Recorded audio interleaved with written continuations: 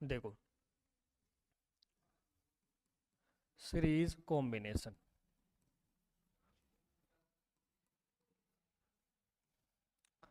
ये आपका R1, ठीक है,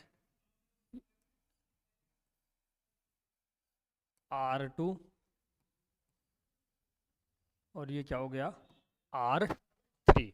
सही, इन सबको किससे जोड़ दो, बैटरी से।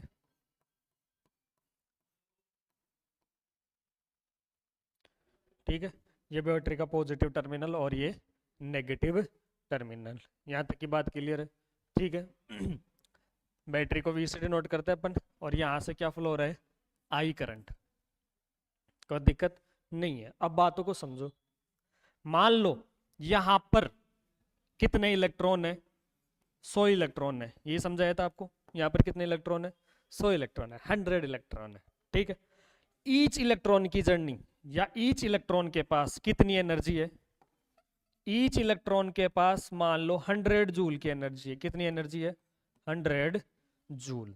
बोलो बात समझ में आई? ठीक है, यहां से वो चालू होंगे, अपनी जर्नी को स्टार्ट करेंगे। बोलो करेंगे, इलेक्ट्रॉन यहां से अपनी जर्नी को क्या करेंगे, स्टार्ट करेंगे। आ रही है क्या बात समझ में? कितनी एनर्जी लेके, 100 जूल की एनर्जी लेके। आ गई बात समझ?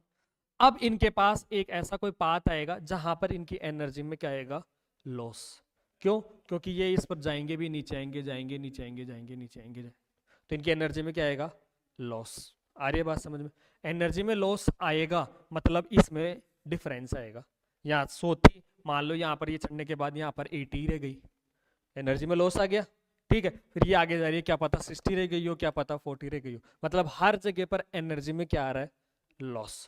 एनर्जी में लॉस आ रहा है, डिफरेंस आ रहा है, मतलब यहाँ पर पोटेंशियल डिफरेंस 1 मान ले, V1, यहाँ पर पोटेंशियल डिफरेंस V2 मान ले, यहाँ पर पोटेंशियल डिफरेंस V3 मान ले। बट जब मैं थ्रू द एक्सपेरिमेंट चेक करता हूं तो 100 इलेक्ट्रॉन यहां से स्टार्ट हुए थे, 100 इलेक्ट्रॉन वापस यहां पर देखने को मिले। अरे बात समझ? मतलब इलेक्ट्रॉनों में कोई लॉस नहीं हुआ, और इलेक्ट्रॉनों में कोई लॉस नहीं हुआ, इस बात का मतलब करंट इक्वल है, सेम है सब जगह। तो मतलब यहाँ पर करंट क्या हुई होगी, आई, यहाँ पर करंट क्या रही होगी, आई, यहाँ पर करंट क्या रही होगी, आई। सब जगह करंट क्या है, सेम। आगे बात समझ में? ठीक है, तो सीरीज कॉम्बिनेशन के केस के अंदर आपको बातें जो याद रखनी है, फर्स्ट सेम क्या रहता है, करंट। सेम क्या रहता है, करंट। आगे बात समझ, आई। ठीक है, कोई दिक्कत? डिस्ट्रीब्यूट क्या होता है, डिस्ट्रीब्यूट क्या होता है, इलेक्ट्रिक पोटेंशियल डिफरेंस, या आप कह सकते हो इलेक्ट्रिक पोटेंशियल। इलेक्ट्रिक पोटेंशियल मतलब V में चेंज आता है, I क्या रहती है, सेम रहती है। ये दो बातें यहाँ तक की याद रखनी है। कोई दिक्कत है यहाँ तक? नहीं है? आगे चलते हैं अपन इसके अंदर। ठीक है।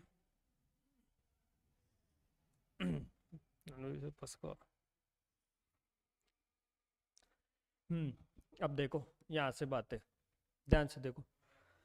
V इज इक्वल्स टू आपने क्या पढ़ा है, IR। V is equals to आपने क्या पढ़ा है, IR। हंसना नहीं है, बातें नहीं करनी है नालायक को। ठीक है, V इज इक्वल्स टू क्या होता है, IR।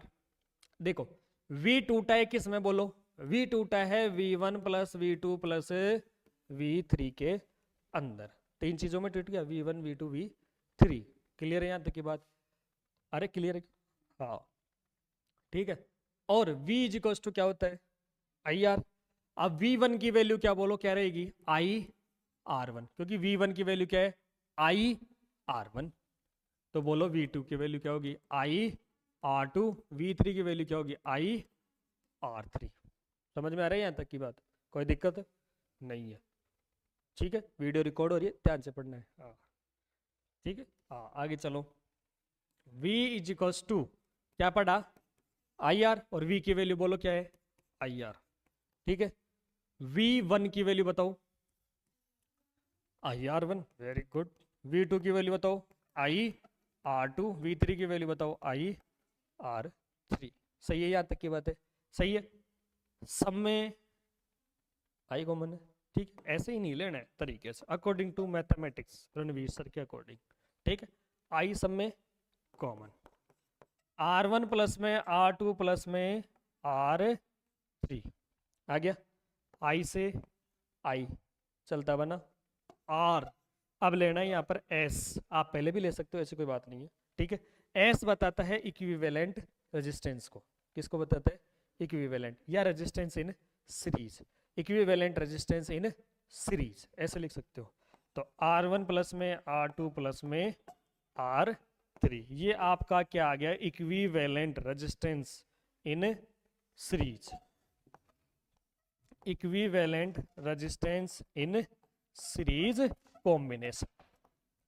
बोलो निकल गया रेजिस्टेंस इन सीरीज, कोई दिक्कत, चेक करो एक बार।